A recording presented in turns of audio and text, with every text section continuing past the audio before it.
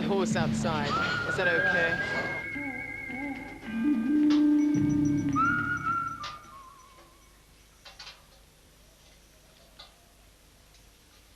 Yes? Well?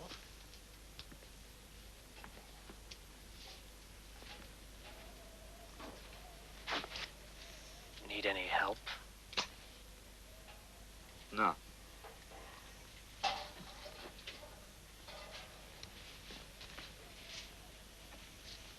Do you have any nails? George, go in the back and see if you have any nails. What kind of nails?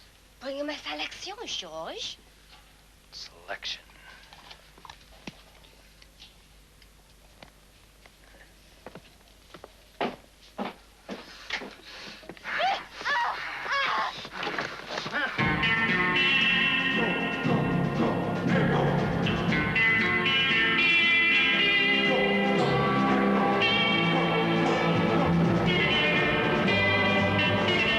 Joe, it was 10 years ago, in fact, this week, that God Save the Queen was #2, and you just heard Top 40 with White Riot. What do you think of people like Billy Idol and John Rotten now? Well, Billy I respect because we were guilty of patronising Billy when he was with Gen X, you know. We all thought he was a bit of a joke, you know. Truth must be told. And I respect Billy for going to New York and carving a new career for himself, and I think his records are pretty decent. But as for Rotten, I don't want to judge Johnny Rotten because he's very honest. You know, he won't bullshit you. I think Johnny Rotten is one of the greatest poets that have written in the English language. You know, I include Lord Byron. Do you regret what happened with The Clash?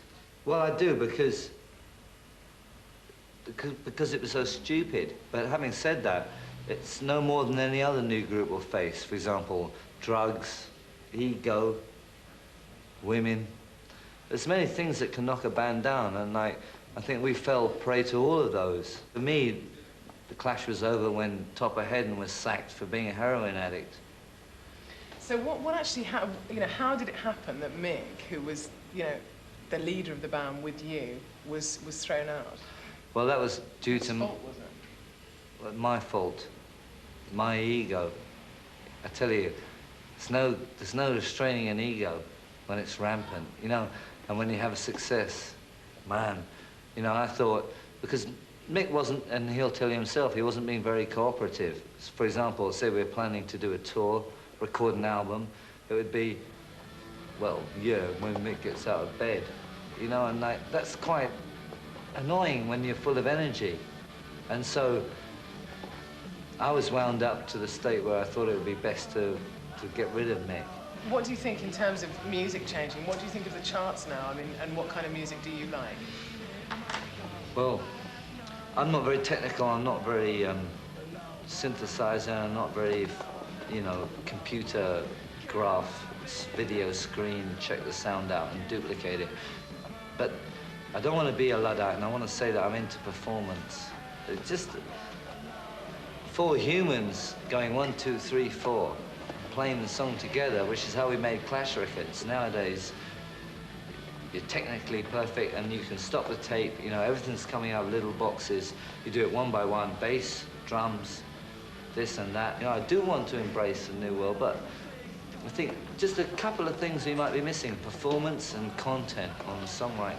Tell me about Straight to Hell then. I realize Straight to Hell is like pure rubbish, but we know it's rubbish. And we don't want to sell it under any other name. And I think people will pick up on the fact that we're saying this is rubbish, but it's worth a laugh, rather than being conned into going to see Mona Lisa or Round Midnight or any of those critical faves, which are just Zedsville, as far as I'm concerned. Has your lifestyle sort of changed radically, do you think, over the last 10 years, you know, since all the kind of punk thing happened? Do you look at yourself now and think, I couldn't envisage myself being like this 10 years ago? Yeah, it has. I mean, for example, I've got two girl daughters, you know, beautiful children, 3 and 1. And also, like, I've managed to put a mortgage down on a house when I used to squat. And everything's changed, you know. It's not just me. Would you get the Clash back together now if you could? Yes, I would, yeah.